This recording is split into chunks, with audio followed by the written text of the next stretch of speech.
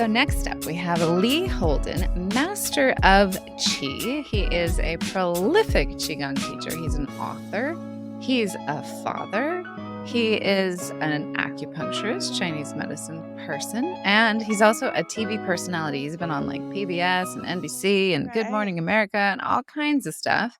And he's a really beautiful soul. And he is really here to shine the light on the possibilities that we as human beings hold inside of ourselves that we don't really give ourselves the credit that we have and we don't cultivate. So he even has a really incredible series called Superhuman, which is a whole series on all these Taoist and other practitioners who have cultivated the possibilities and the potentials within their own bodies of really magical things, healing people from cancer, Jesus kind of stuff, walking on water kind of stuff, So he's got, check out Superhuman. I think it's on Gaia TV, and check out Lee Holden.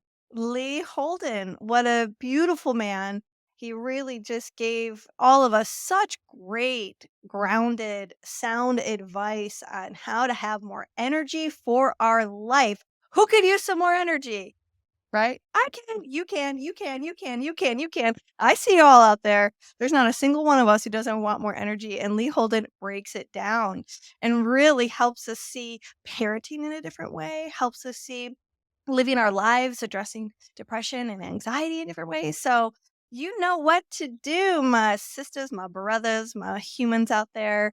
It's time to tune in, Turn on, and fall in love with Lee Lee Holden. Welcome to the Sex Reimagined Podcast, where sex is shame-free and pleasure-forward. Let's get into the show. Welcome, Mr. Lee Holden. So glad to have you. Yeah, what a treat. What a pleasure. So fun to be with. Lee is a master Qi Gong teacher, a master of energy. Do you know Qi Gong means mastery of your energy? And not only that, but a dear friend of mine for the last 23 years. So fun to rap with him about how we can use energy and our bodies and our minds to overcome and transcend the things that take us into downward spirals in life, like shame and guilt and trauma. Those aren't fun things, and we can transcend them. Let's have more fun with these precious vessels that we're in. Yeah. Absolutely. So I'd love to know a little bit more about the two of you and your origin story, because you've been in each other's sphere for quite some time. I remember, Lee, sort of my first glimpse into you was seeing Dr. Rachel Abrams in the shared clinic you guys had over on the east side, right? Yeah, that's where it was. Yeah, and then Charles and I you were hosting Master Mantak Chia, and right. And they did a big talk. So that was like my second kind of step into your world. And I'm wondering how, Willow and you, because Willow, you worked at that clinic as well, I understand. Mhm. Mm-hmm. Yeah, I was there for about 4 or 5 years and worked with Rachel and Lee and many other practitioners in that clinic. But before that, Lee and I worked together at his very first acupuncture clinic over in Los Gatos. I helped him at his front desk, but when I was just a little baby and I still hadn't gone to acupuncture school at that point. He was a huge influence on my whole journey, actually, into Taoism and choosing to go through 5 branches, Chinese acupuncture school, and taught me a lot along the way. Do you remember first meeting Willow, Lee?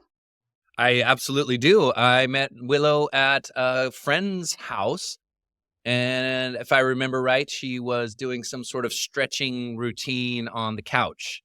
And I was like, who is this beautiful embodied fairy, stretching her body in amazing ways at my friend Mata Shindana's house.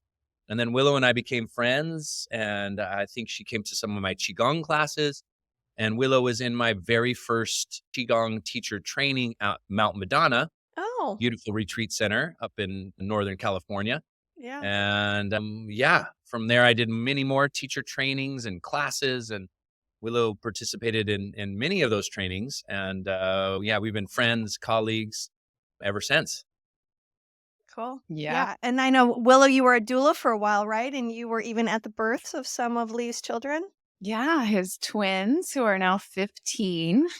Crazy. Yeah. And then his middle daughter, I will say, who's 12 now. Yep. Yeah.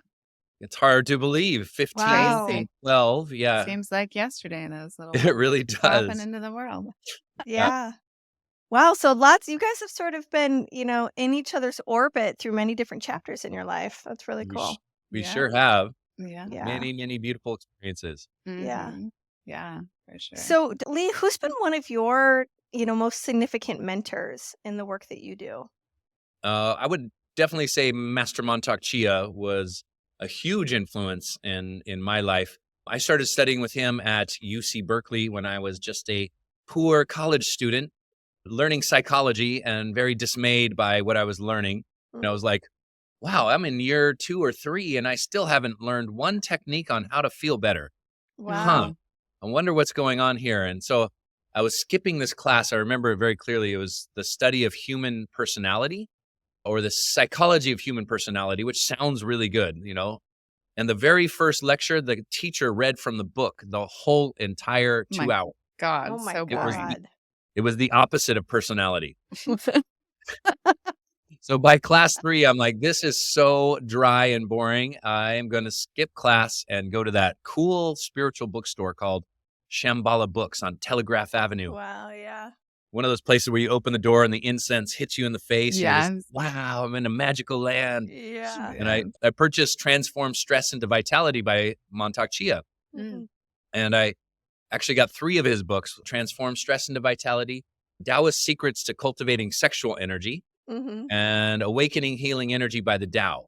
And I walked out of the bookstore with these 3 treasures, and on a telephone pole, the flyer said, Master Mantak Chia in town tomorrow, No way. special weekend workshop.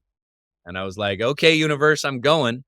Yeah, Nice. you're And- meant to Nice. be in Montauk's field. And then you've worked closely with Mantak, written books for him, and been to his center in Chiang Mai, had a place there yourself for a long time. Yep. I still have that place in Chiang Mai in northern Thailand. I need to get back there. Yeah. Go do some Thailand adventuring. Mhm. Mhm. And I did work with Mantak Chia closely for many books that he wrote. I ghost wrote. And it was because that very first workshop, I didn't have enough money to attend. That's the reason I worked for Mantak Chia. And So it was a blessing you were a poor college student. it was a then. blessing. Like, hey, guys, I want to take this workshop. Can I work for you? And they're like, sure. And I worked in the bookstore. And then I remember him coming up to me after one of the workshops and said, can you write? And I was like, sure, I can write. And he handed me this comic book. It was an inner smile comic book where all the organs in your body were smiling. And he wanted me to caption the comic book. Oh, interesting. So that was my first job. So I captioned the Inner Smile comic book. And then when I graduated from college, I was like, what do I want to do? Do I want to go back to school, get a master's degree? Do I want to work in Silicon Valley and make all this money like some of my other friends? And I was like, no, I want to go study more with Master Mantak Chia. So I went to Thailand and that's when I started writing books for him. And the second book that I wrote was called Sexual Reflexology. And it was this old tattered manual that he handed me. And he said, I want to turn this into a book. And I was like, wow, sexual reflexology. What is this? I was like, this is the best job ever. Yeah. Yeah. Tell So us- what did tell you us learn about- from that? Yeah, tell us what is sexual reflexology. What is sexual reflexology? Well, it was interesting because it was a manual about how to tell if you're compatible with somebody else. And this was a technique that the Taoist Qi Gong masters used to help arrange marriages in China. Mhm. So in ancient China, there was a lot of arranging of marriages, and they would see if people were compatible even before they met by looking at their facial features, by looking at their hands, by looking at their ears, and just taking it all in and seeing, do these two people match energetically? Huh. And so that was actually the first part of the book, is kind of telling if you had compatibility with somebody. And then there was other aspects that we went into with cultivating sexual energy for health and vitality, for the health and vitality of the relationship, to exchange energy. And that was a part of it as well. And then ear reflexology, foot reflexology, hand reflexology, there was reflexology in the genitals as well, that reflected energy in the whole entire body. So it was also a practice of health and vitality, and a practice of healing through pleasure rather than healing through pain, which meant that if you had some illness, let's say asthma, for example, you would go to your Taoist master or your Qi Gong master and say, God, I got this problem in my lungs. And they would give you sexual prescriptions. Hey, Hmm. go with your partner and do these breathing exercises, maybe in these sexual positions for this amount of time. And this will send and guide and direct energy to that particular ailment to help a healing in your body. So it was sex and sexual energy as medicine and a medicinal practice. Yeah.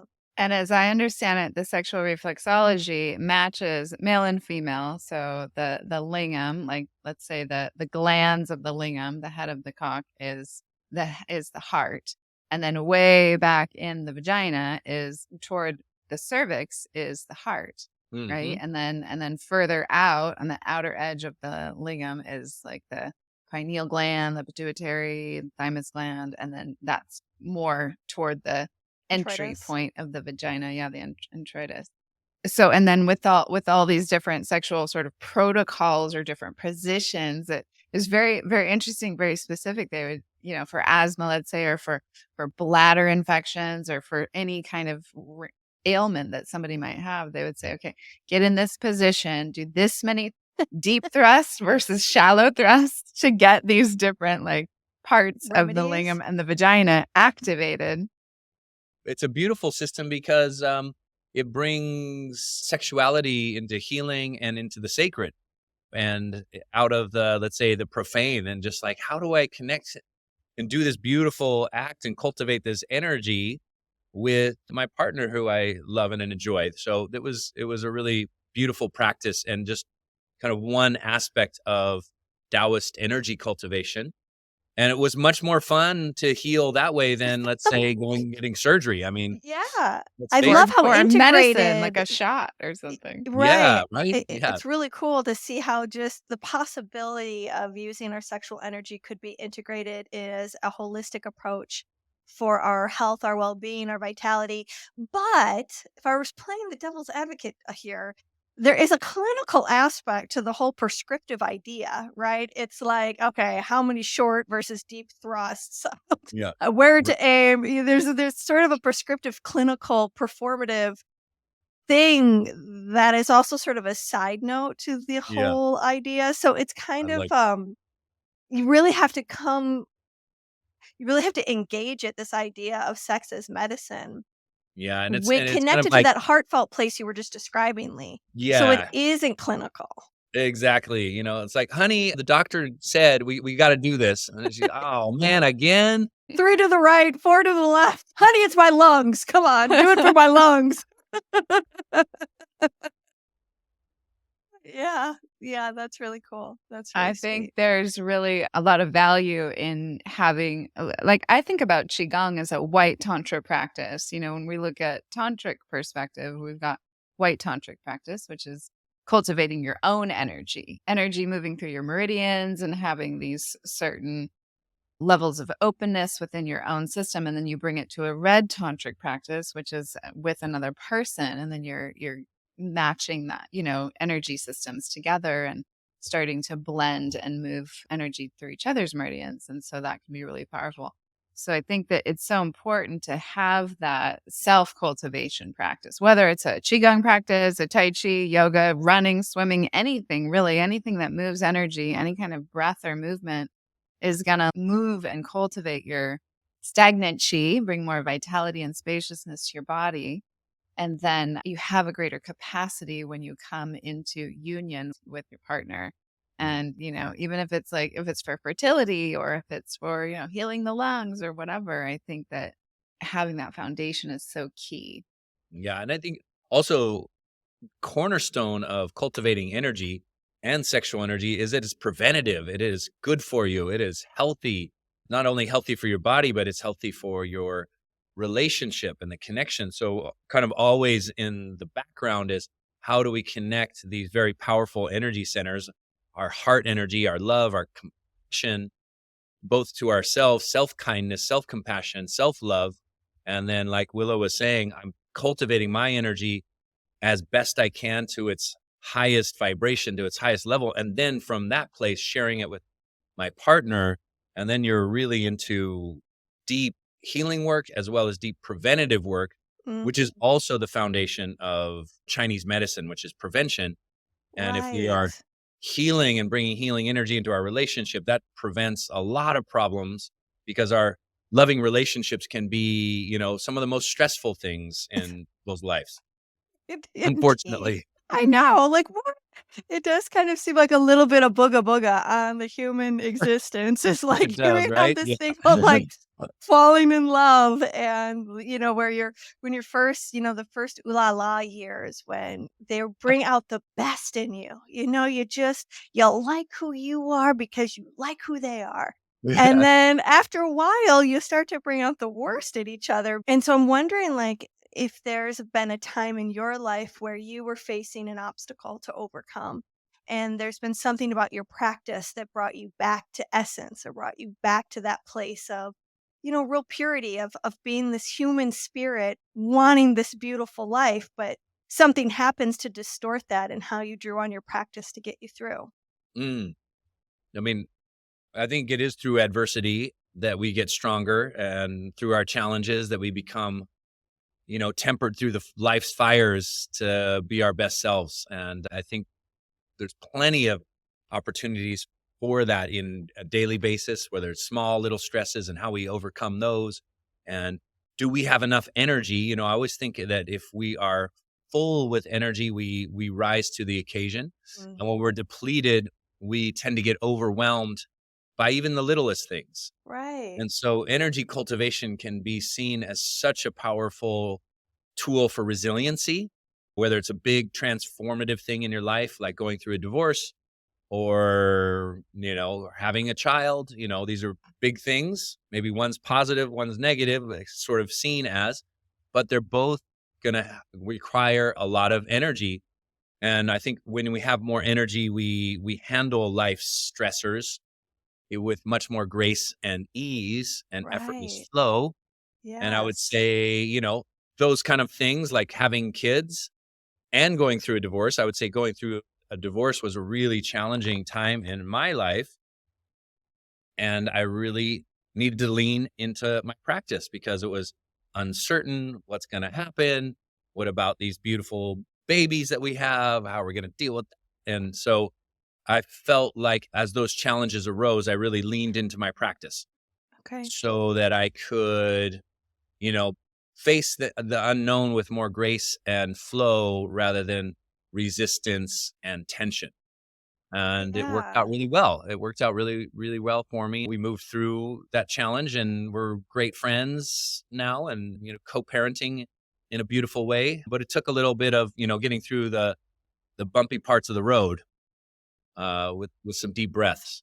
I think that's really a beautiful, and I think it also says something a little bit about just Taoism in nature is simplifying it to the point of energy. The more energy you have, the more resourced you are to deal with life. Yeah. And, just to give the audience a moment of considering where are you resourced? What are the areas in your life that you're able to lean into being more resourced so that you Mhm. have the capacity in your nervous system to manage the things that life are just going to throw at you, and having a practice like the practices the two of you are very much committed to. I'm wondering if you could describe a little bit about what does a daily practice look like, Mm. Lee? Yeah, and I mean, kind of traditionally, you wake up and do practice in the morning. You rise with the sun and do your practice because there's all this rising energy, and it gives us that ability to tune into it, tap into it, utilize the energy that is going on all around us, much like a surfer would ride a wave. There's this energy happening, and we're riding the current of that wave rather than getting, pummeled by the surf or pummeled by life. We kind of take in and absorb that energy. So I think a good morning practice is fantastic. For some people, that doesn't work all that well. They got kids, they got work. So I would suggest even a short morning practice. Maybe it's 3 minutes of slow, deep, conscious breathing, just getting ourselves sorted mentally to line our intention up with what we want to create this day. So two areas that I find that are really important is one is the beginning of the day to cultivate more energy, and the end of the day to clear whatever stress we might have picked up.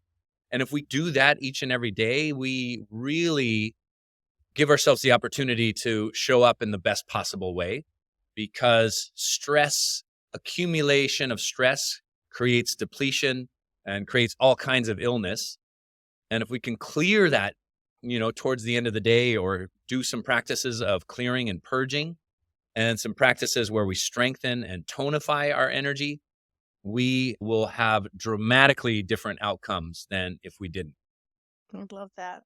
Yeah. And what would you say to people who are struggling, like they're really under resourced and they're Yeah. just feeling like I'm Drowning. so underwater, I can't even find my way. Like maybe they've been through sexual trauma and they haven't healed that, and they're stuck in shame and guilt, and they have kids and they're single parenting and they're trying to make ends meet financially, and they're Yeah. just really like taking 3 minutes in the morning, like what, What's this going to do for me? Yeah. Well, I think, Willow, you kind of hit the nail on the head about what's happening in our culture. We're a culture that's wired and tired.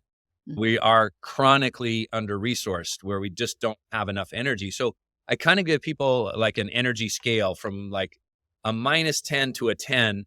Where would you put yourself? And where you put yourself, you will have a completely different strategy. -10, you're like suicidal. You're just like, I'm done. Or, -9, you're in chronic fatigue. To a 0 where you're just like, man, I am tired, but I'm getting by. And I have enough energy to get by, but I'm not thriving. I'm surviving. So like -3, 4, and to 0 is kind of in that range. Whereas when you're in the like +5, 6, 7, you're like, I'm thriving most of the time. I am really loving my life and feeling good. I'm healthy. I'm strong. So I'm kind of always wondering and asking and inquiring to people, how can we get you living where your 5 is your bottom, and you're spending a lot of time at 7, 8, 9. So that's when we're really thriving. And at some point with the right strategy, you just never let yourself get below a 5, because that's where life feels good. And when you're at, 2 or 3, you're like, okay, I'm struggling. So I think a good strategy that involves self-care, community support, a spiritual practice. When you're like you were describing, Willow, when you're in those negative numbers where you're just really depleted and feeling overwhelmed, I think we need some community support. I think we need support from groups or a counselor or a coach, or going to a class. Maybe you don't even have enough energy to go to a Qi Gong class. So you do, like a lying down practice in bed where you're doing some breathing or some short meditations, and you ask for more help to people that you can lean into. And in the evening, instead of just putting on a show or something, take a hot bath, do a little stretching, kind of be more conscious of where we are so that we can climb the ladder and be in those higher levels of energy. Because when you're resourced, you're a better parent, you're a better worker, you're more creative, you have more inspiration. You have vision to maybe find creative solutions to the problems you have. When we're under resourced, we tend to go on automatic pilot because we just don't have the energy to create new pathways. So I think really finding a strategy for yourself to recharge and replenish your chi, or your life force energy, is crucial to being a happy, healthy, fulfilled human being. Yeah, I think there's something about the feeling of hope that gets planted. And the first step is really just to sort out a strategy. You may not be able to put the strategy into action, but discovering that there is one gives you some energy in the world of hope, and that little bit of hope. You can take that energy and then you might do your first practice. You might be able to put one part of the strategy in place, and then that gives you a little bit more energy. And then you're able to go, wow, I have a little bit more energy to do a little bit more. And then that continues to blossom and take effect. I think a lot of times people think doing anything costs them energy, not realizing that there are things that we can do that are action oriented that pay us back with more energy versus depletion of energy. Mm. Can you say a little bit about that phenomenon of like how we can do these physical movements and actions that, when you're not used to it, you think, God, that's just going to tire me out. But instead, the opposite is true? Right, absolutely. And this is such a good point because it is counterintuitive, but you just have to look at people sitting for too long and notice what happens to them. Nobody gets off a 7 or 8 hour plane flight and goes like, oh man, I feel so great. I've just been sitting for 7 hours. Fantastic. I'm ready to run a marathon. I'm all charged up. And everybody's like, oh my God, this hurts. And like, Right. sitting too long and not moving creates stagnation of energy. Whether it's a car trip or sitting at your office all day, we're designed for movement. And there's great new studies. The big study that came out, sitting is the new smoking. And it's like, what? Just sitting too long is as detrimental to your health as smoking. Wow. So movement gives you energy. Absolutely. Why? Well, everything in nature is moving. Everything in this universe is moving. So if you are sitting still, it's one way in which we swim upstream and deplete our body's energy because you're not going with what everything else is doing. And so like a Qi Gong practice, it's relaxing and it's movement. It's moving with the current. So it's not like going out for a jog. It's not like going to the gym. It's simple movements that cultivate energy. And this is what I love about it. It's like, it's not too easy. It's not too hard. It's like the sunset of exercise. It's like, oh, this just feels good. It's just like yin and yang are in balance. The sunset now of I've just- exercise. Yeah, I'm I'm glad already you got on that. introduced. That's a Yes. good one. Yeah.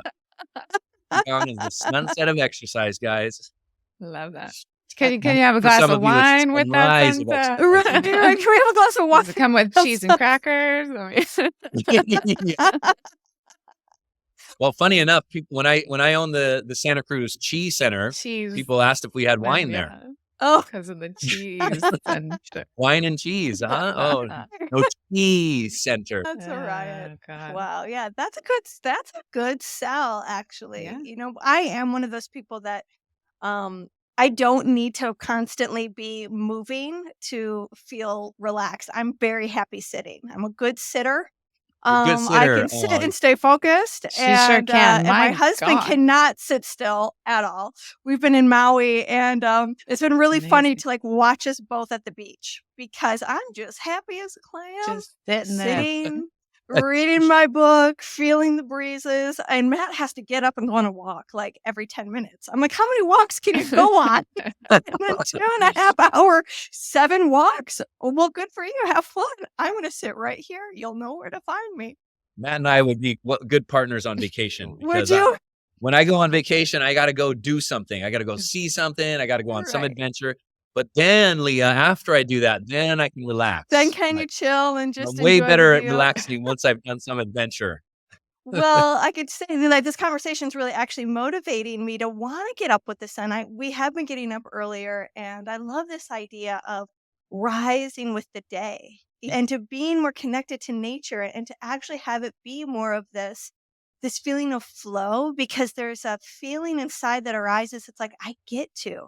It's not a Yeah. feeling of I have to. It actually makes me feel like there is a spirit connected, this thread that actually compels my spirit to want to be with the universal spirit, to want to be with the nature that is arising each day, greeting the day. Like I can already feel a chemical shift in my body, imagining, wow, what if I took this one step further?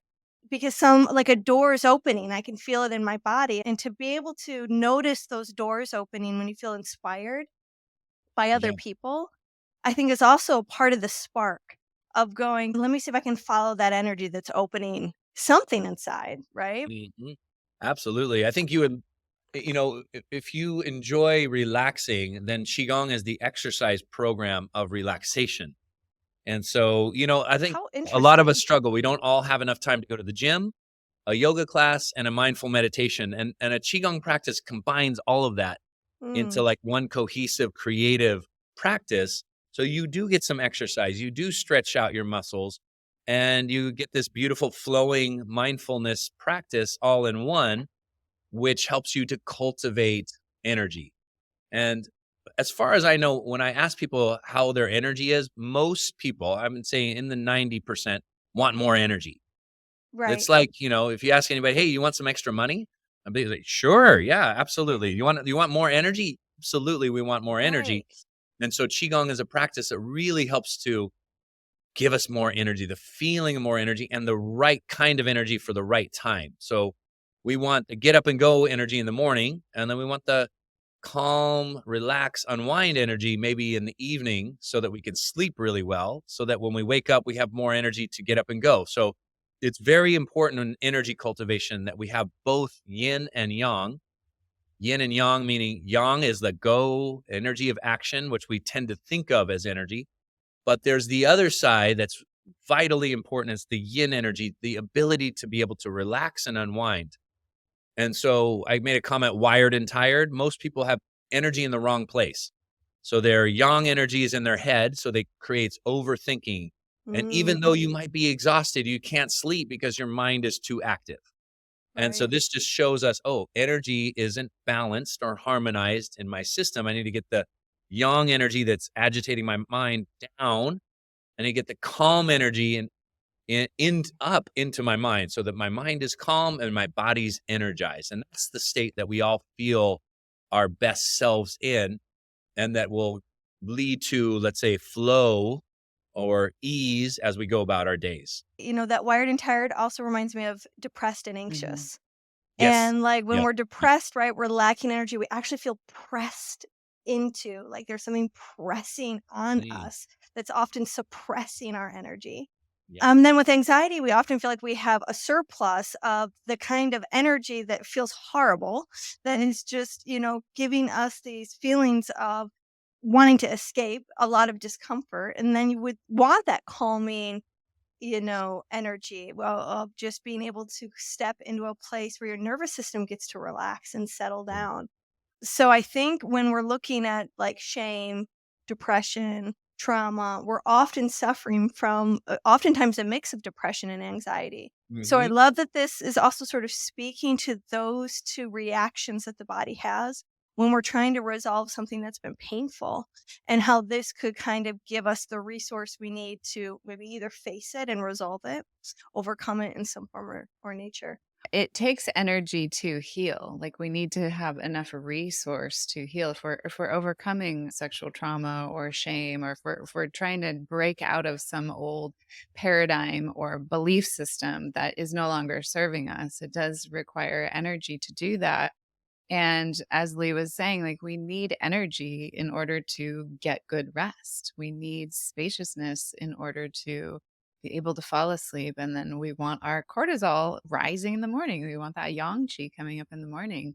One of the things I really love about Qigong, because, I've been doing it for 23 years now. Thank you, Lee, for introducing me to this incredible practice that has saved Absolutely. my life over and over and over again. And a big piece of it is alchemizing emotion, because we get stuck in emotion and we think we are our emotions. We think we are anxiety. We think, oh, I'm just an anxious person, or I'm just a Mhm. depressed person, or I'm not a worthy person, or, whatever our belief is that's getting us stuck in this downward spiral.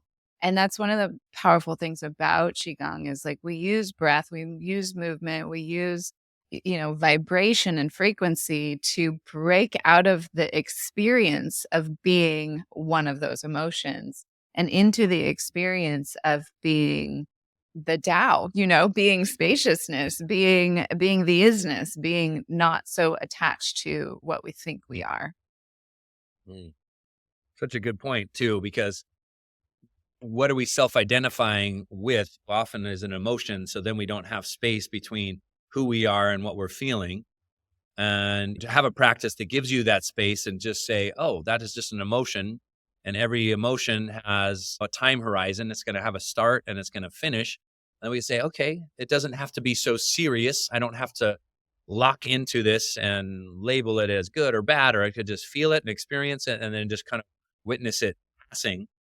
And, like you were saying too, Leah, the feelings of depression and anxiety are really overwhelming when we're depleted. They're Yeah. completely overwhelming. They hijack us, hijack our nervous system, and then we don't know who we are. And then we take action based on those emotions, whether it's anxiety or anger. And then we feel bad because we've acted out of those emotions, and that's out of alignment with who we want to be.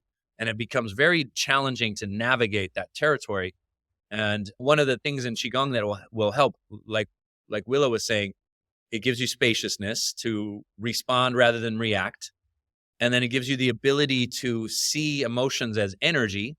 And energy is always in this process of transformation. So we can transform the energy of depression into something else. And we can transform anxiety into something else.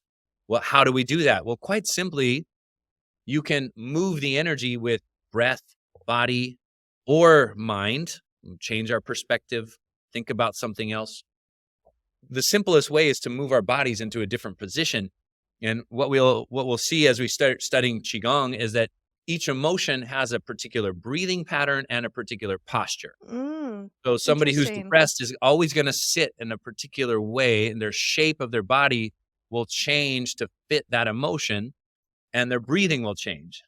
So, easy example, depression, they're going to have shallow breathing and their chest is going to sink. Collapse, yeah. Right? They're going to collapse. Somebody who's angry, they're going to have strong, forceful exhales and shallow inhales. And we could just say, why? Well, if you're angry, you don't want to let energy in, so you're not going to take a deep breath. And what do people say when somebody's angry? Hey, man, take a deep breath. It's actually good advice. If you take a deep breath for a period of time, all of a sudden it starts to transform. So there's lots of techniques and tools to be able to transform whatever stress or whatever negative emotion you're going through back into something else through breath, movement, perspective, shifting awareness. And the best way is to do a combination of all of those. And then all of a sudden, now you feel empowered. Now you are not a servant to your emotions. You become the master of the energy of emotion because you can lead the energy in a better way. Yeah, I love seeing how this picture continues to expand, and you get to see just how many amazing tools can be accessed by some of this really simple, beautiful body of work. You're a father, you've got teenagers now, and we sort of look at what this current generation and the next generation are going to be facing, which is different in a lot of ways from the times when we were coming of age. And so I kind of have a two-part question for you. One is, what do you think kids are facing today that this type of work could really help parents and those kids? And then also, like, what do you wish you would have known coming of age that you know now? So many things. I think that is a great fantasy of like, if only I knew what I know now. Right. Thinking back to my 18-year-old self, wouldn't Right. that be cool? Let's start with the first one because I think kids today are facing a variety of challenges that we didn't face. And number one is just so many choices on where to put their attention. And because there's all kinds of apps and social media that are run by brilliant people who know how to grasp your attention. So you are constantly being pulled out of yourself into the external energy field with, Facebook and Instagram and TikTok and all these things. And what happens to these young minds and their energy systems is often quite tragic. They become depleted, they become emotional, they become depressed, they become anxious, and you see just anxiety and depression rising so much in the younger generation. I did read a study where kids used to spend about 4 hours a day on average outside. And today it's about 30 minutes on average that they spend outside, which I think is a big reason why we're seeing those spikes in emotional disorders in our younger generation. So I think one thing, get outside more. These things aren't going to go away. Just now create more balance. And that's kind of a conversation that I constantly have with my children is like, okay, you've been on your phone for an hour. Let's go, here's other choices. We're going to go outside. We're going to go on a bike ride. We're going to take a hike, or we're going to go, sit on the deck and paint. So I give them choices and they say, okay, let's do that. today I want to go for a hike. Today I want to paint. And I just get them off their devices for some time. But I think that is huge right now. And I think it's not only for teenagers, but for all of us, because Right. these things are addictive and they're tremendously fun. But what happens is we're not moving our bodies, nor are we dynamically relaxing. The Mm. information is fed to you, so you don't have to do anything. Where painting, journaling, Qi Gong, yoga, meditation, they're dynamic in their relaxation because you are participating in that relaxing process rather than just being mesmerized and hypnotized into it in a way that's probably not great for our brains and our neurological systems. Yeah, it's so funny to see people who are like, I'm just sitting here relaxing on my phone, reading the news or looking at social media. I'm like, that's not really relaxing. And then they get off their phone. They're like, God, I don't feel good. I'm like, well, yeah, it's because you haven't. Yeah, and it's not like don't ever do it. It's just like, how do you create balance? And it takes discipline to do that because, if you get on there and all of a sudden you don't have any discipline, it'll be a huge time suck. You just be like, I've been doing this for 4 hours. Oh my God, or longer. I think you just, sometimes what I do is for myself or for my kids is let's try to put time limits on it. Hey, what do you guys want to do? I just want to relax and be on my phone. Okay, how about we do that for half an hour and then afterwards we're going to do this. How about can we do it for an hour? Okay, you got 45 minutes and then we're going to go do this for 45 minutes. So it takes some of that discipline and it'll take self-discipline to understand how these things work and what's behind it, because there is some genius behind it that captures your attention and makes you feel like you need to see the next video or whatnot. So I think those are the pitfalls. I think too, there's something to be said for also remembering to zoom out and see the big picture, because you could have an obstacle, right? There could be a little bit of a negotiation, a little pushback around, but I want to just be on my phone. Just leave me alone. All the other kids get to do it. Yeah. Right. And so that's kind of a hassle in the moment. It's like, God, I don't want to have another argument, try to convince. But then if you can like zoom out, if you make the effort to stay steady with that argument and to be persuasive enough that you're getting them out, and then take a look at the week.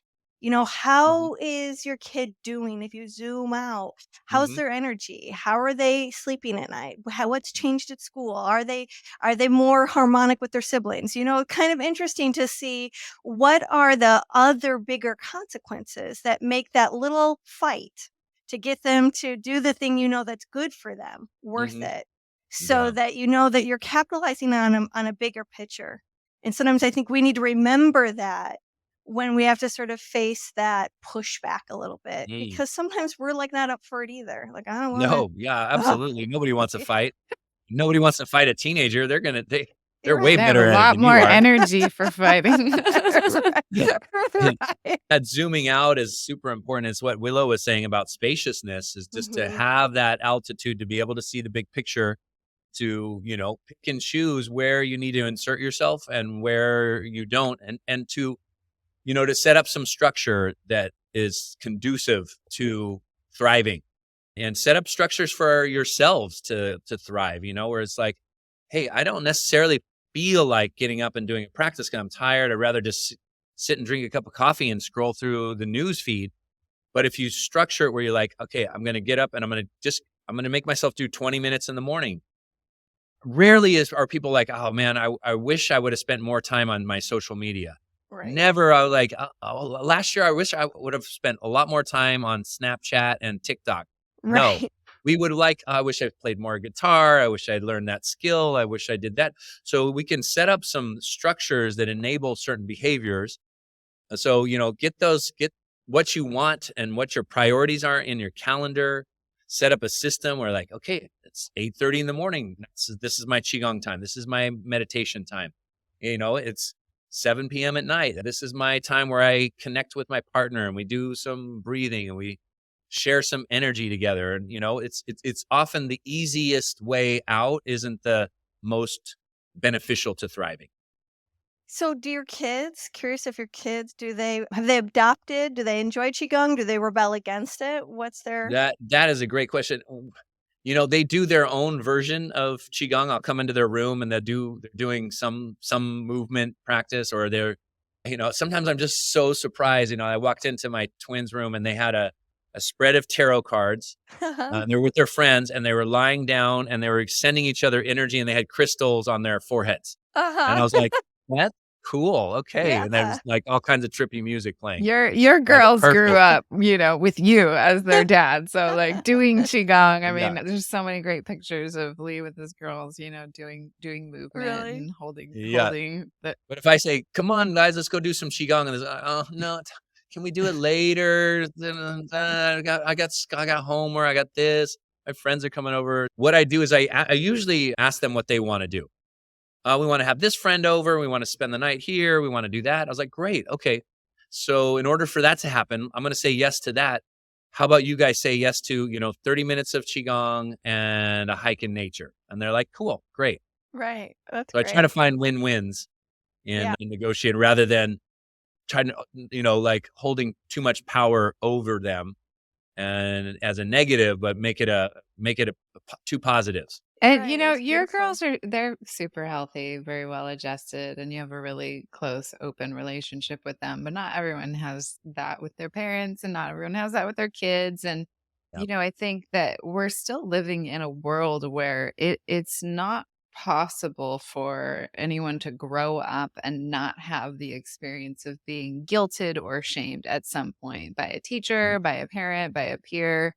And Yeah. so my question is like, what would you say to parents or, people who are guiding the younger generation in regards to we're still living in this world. So shame is going to come up, guilt is going to come up. What would you say to people who are raising kids about how to address that with their kids? Mm. I think even just the conversation, having the conversation with them is super important. Just like, which is also hard because teenagers aren't real forthcoming. And so, like, hey, how you doing? It's usually a good or a fine. And you press a little bit more and you get very short answers. So sometimes I ask my kids if you don't want to be asked questions, why don't you ask some good questions? Oh. We did this exercise the other night at dinner. Sometimes we just kind of have a check-in on occasion. And I framed it as the rose, the bud, and the thorn. And it's just like, okay, what's bugging you? What's hard for you? The thorn. What's the bud is like something you might be excited about, but it's not here yet. And the rose is like, what am I grateful for? And they all did a short version of that. They said this, they said that, but I find that it helps them in their mindset to pay attention to give everything a place, and that the thorns in our life aren't just the only thing. There's also other things. And so having some practice on shifting attention to what we're grateful for at an early age can be very helpful, because, being in the human system and the human condition, we're hardwired for finding the negative. And even if there's a lot of positive happening, we can get so fixated on that one thing that we didn't like. That one boy who said something that it bothered me, that girl who did this, or my friend who did that. I see a lot of them really fixating on the negative, which adults do as well. But if we can, again, get spacious and say, oh, hey, there's more to where I can put my attention. And so they have gratitude practices that they do. I'm like, what are you doing? Oh, I'm writing in my gratitude journal. And I love seeing them do those kinds of things, because I think that takes training. Whereas anxiety and stress and worry, they don't take training. They're already hardwired in so deeply that we need to also stretch our capacities to be able to really put attention and cultivate gratitude and positive energy. That takes some training and some wherewithal. And I think that is a really big gift to give the younger generation. Absolutely. Yeah. So for all you parents out there, the rose, the bud, and the thorn, play that with your kiddos. And I think it can be really powerful too to have like a family gratitude journal or whatever, like let's talk about what we're grateful for as a family. Let's put this together. Like, maybe make a collage. Like, what are we grateful for? Lee's always painting with his kids. I think that's so amazing to like do something creative with your kids to get them into the headspace of like, I'm expanding and evolving as a human being here on the planet, not just getting through whatever it is. Right. Yeah. I also love this idea of the rose, the bud, and the thorn because it's teaching open-ended questions. And I think it's actually one of the things that partners really lose connection over. We Mhm. get so in the habit of our day-to-day, all right, what's for dinner? Who's picking up the kids? You got the dry cleaning? Okay, Yep. and it's just like these routine things that they're not conversations that open us up. And Mhm. so when you can not just talk about your worries, but talk about your hopes, talk about your dreams, talk about the things that there is no end to the conversation. There's never going to be an end to, what's the but? What's the thing you're excited about? Mhm. There's never going to be an end to, what are you grateful for? So I think it's so important that we have open-ended conversations with the people who we care about in our life because it keeps us connected. It opens up a door that's deeper than just the shallow list of things that we have to do day to day. And so there's a modeling happening there that I think invites people to just have more intimacy with the people that they care for with these open-ended questions and gets us Mm. thinking and feeling and then sharing and exposing and inviting people into our more inner world. And I think that's a beautiful skill that, those you listening can try tonight with someone in your life. The bud, the rose, and the thorn. I love it. Sounds like a good book It title. It does. does. Or a it song does. Yeah. title or band title. Uh-huh. I mean, or maybe it'll be a new Yeah. Qigong program for you, Lee. You're right. I was going to say, or Maybe a maybe a new Qigong- lovemaking I'm position. going to create a Qigong movement around Yeah, it. yeah, exactly. Movement. Yeah. Qigong movement. So speaking of Well, Qigong movement, if go. y'all have never done Qigong before and you want to try it because you're like, wow, maybe there's something here after listening to this interview, Lee's got a 2-week free trial. Is that what it is? I do. I have a 2-week free video class subscription trial where you get to do it online. And you can either come live and be on Zoom with us, and I do a 20-minute Q&A. I answer people's questions, and, I get some really interesting questions. And then we do about an hour of Qigong with meditation included. So there's always like a 10-minute meditation, some kind of energy meditation at the end. And at the end of that 15 minutes, man, do you feel good. Absolutely. As somebody wrote in and said, he said, I woke up in my best body ever today. Wow. You That's know, great. Getting back into his Qigong And a practice. couple I was like, people that is- also said I they was- grew taller, right? Oh my God, yeah. 3 people, one person got up and said, I went to the doctor and I'm 3/4 of an inch taller. And this other lady, I just had to raise my hand. I'm an inch taller. And people were getting taller. It was 3 people right in a row. They're like, oh, yep, that happened to me too. Talk about raising I your want to be chi, taller. your chi and your vitality. Yeah, It's exactly. It's amazing. Yeah. Is longer, less stress in your body makes you Yeah. taller. Yeah, and then we have the program. I did a Taoist sexual secrets program, which I think is in alignment for what you guys are talking about. How to Great. circulate your energy. It's mainly a self cultivation practice on how to boost up and balance hormone levels, how to transform stress or trauma into vitality, and how to circulate this energy in your body for really enhanced pleasure and a more blissful experience of being in your body. Mhm. Wow. Absolutely. Wow. Thank you so much. It's so generous of you. I know everyone's going to take advantage of that, including me. Yes, absolutely. Yay. Thanks Wonderful. for being with Yeah. us today, Lee. Thanks so much for having me. That was so much fun, guys. Thanks. You bet. All right, everybody. Time to create your self-cultivation practice, and we will see you on the flip side. Love, love, love, love, love. Now, our favorite part, the dish. Ah, well, What a this fun will be a interview. juicy dish. Lee know. Holden, what a morsel. Well, I think so.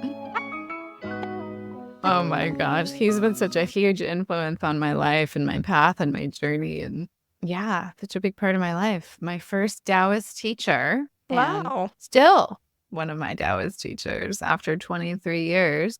He introduced me to Mantak and that whole lineage. And Mhm. I think when I was 21 21 or 22, I went to the Dow Gardens and stayed in his condo. He's like, come stay in my condo. And so I was the only one at the Dow Gardens. And I was there with like the senior teachers, and they were teaching me all this stuff. And I was getting car sinnet song and sitting in the tamarind sauna and taking all these disgusting Chinese herbs from the local doctor. And this was all before I went to Chinese medicine school. And I had been working with Lee in Los Gatos, just kind of helping him out at his front desk. And I was like, I think should I do chiropractic or should I do acupuncture? He was like, do acupuncture, because you can go any direction with that. You can do internal medicine or sports medicine or endocrinology or whatever you want to do. There's so many different paths you can take with it. And so he kind of taught me needling too before I even went to Chinese medicine school. And so I remember I traveled for 6 months. That was when I went to the Dow Gardens during that time. And I was needling myself. I was needling other people, traveling around, just, practicing what I had learned with him. Wow. That's so great.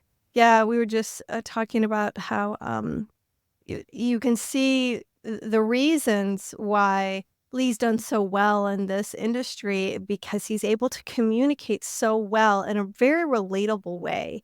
The way like everyone wants more energy, so even though it's sort of this like foreign Eastern practice, it could seem kind of woo-woo to some people, but when you just bottom line it, all the ways that it is efficacious to the things that you want in life, it makes it a no-brainer to want to give it a shot. Yeah, absolutely.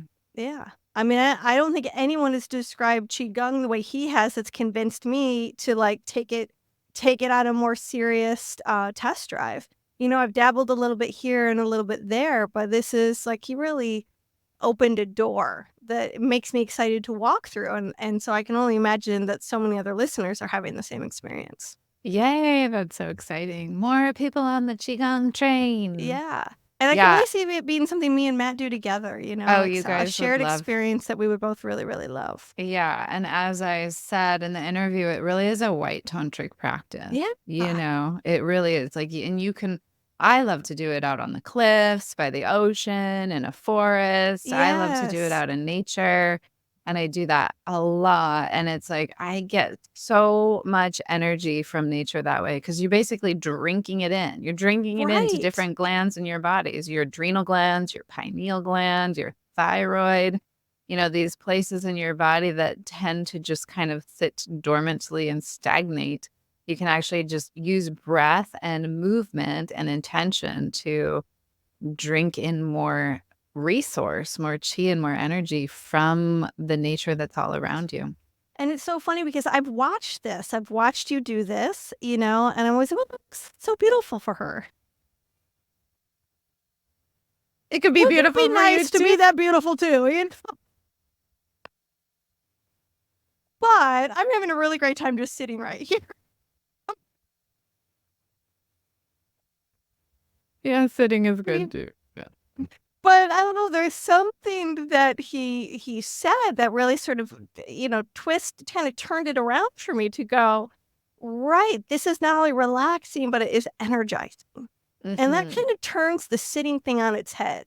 Because if you could get both, because I like to sit because I also like to relax. Right. Or I like to think, or I like to process through something, and to just actually be in nature, absorbing, and really, it doesn't have to be proven to me. I can just look at you to go, yeah, there's a calming, energizing effect that this practice has for sure, just by looking at you. But I think he gave me a why that opened up a kernel, right? Because I'm one of these people, I'm a questioner. Yeah, you got to know And why. if You got to I'm going to understand. be all in, I got to understand. You got to give me a strong why. Otherwise, I may not take it seriously. And so I think I just got some why that is gonna. What's the why? I think it kind of comes back down to it being a process that relaxes you and energizes you at the same time. Yeah. And who doesn't want more energy? Who doesn't want to be more resourced in order to live their best life? Yeah. You know, not only does it give you so much more beauty to just keep on having a great life, but when life doesn't look as great because something hard is in front of you, to be resourced for it, oh my God, then you get to be your best self handling those things. Absolutely. And then there's more meaning and value that comes from those harder times in life. Yeah.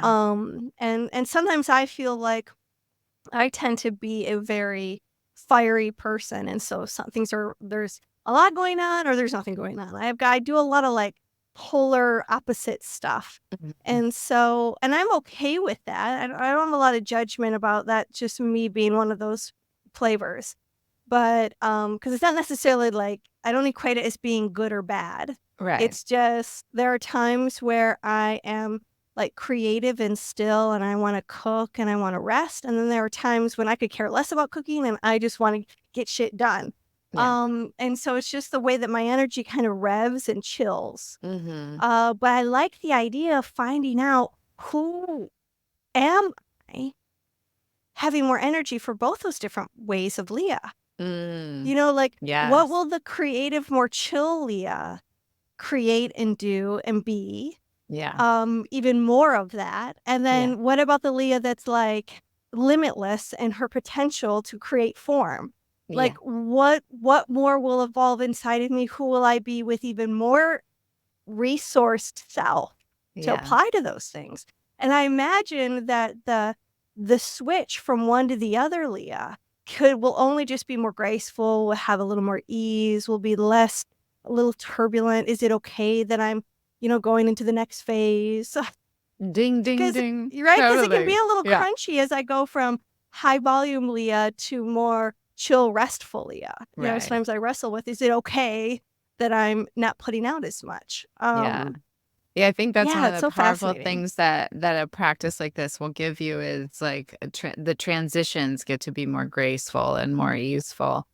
Because we all have to go through transitions in our day-to-day life, like we go to work, that's a transition. We come home, that's a transition. We go to sleep, that's a transition. We wake up, that's a transition. Right. And it can feel like a really rough transition for a lot of people because there's not enough spaciousness or chi flowing through their bodies, through their meridian systems, their organ systems. Each one of the organ systems holds particular emotions. So if you find that you're always angry, irritable, frustrated, there's some liver chi stagnation, baby. If you find that you're always in grief and you can't get over things and loss is overcoming you in depression, Right. there's some lung chi stagnation. So, I think that's one of the powerful things about understanding Taoism and Chinese medicine to some degree, which is why I'm always teaching that as like an overview of all of my teachings, is because it's already inside of you. It's already there. So we may as well pay attention to it, bring consciousness to it, and bring movement to it, and give ourselves some more space for those transitions. Yeah. So really cool stuff. Thanks, Lee. One more thing I'll say in our little dishity doodah is, all of his classes are an hour long, but then they break them down into these 20-minute chunks. Oh. So for those of you who are going to do the 2-week free trial membership, even if you don't have an hour 2 or 3 days a week to do Qigong, you can do 20 minutes, 2 or 3 days a week. It's going to make a huge difference. You'll feel the difference for sure. Yeah, and what a great idea. Like 2 weeks, take it on a test drive. See what happens. If you zoom out, see how you feel. What changes for you in those 2 weeks if you were able to go to 2 classes and a total of 4, who do you become as a result of giving yourself this gift? I think I'm up to find out, y'all. Ding ding Go, ding. Leah, go. Love, love, love. Thanks for tuning in. This episode was hosted by Tantric Sex Master Coach and Positive Psychology Facilitator Leah Piper, as well as by Chinese and Functional Medicine Doctor and Taoist Sexology Teacher Dr. Willow Brown. Don't forget, your comments, likes, subscribes, and suggestions matter. Let's realize this new world together.